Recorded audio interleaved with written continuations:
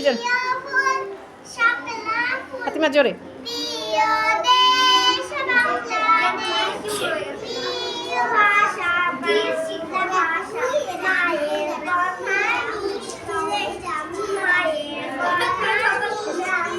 ফাতিমা বলো, ফাতিমা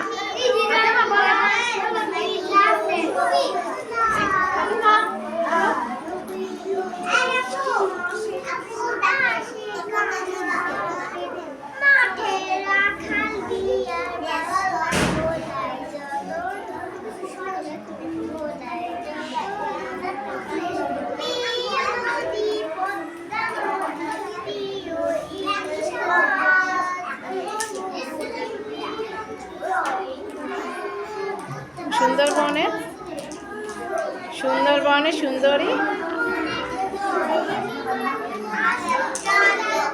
গাছ আর সুন্দরী গাছ হয়েছে।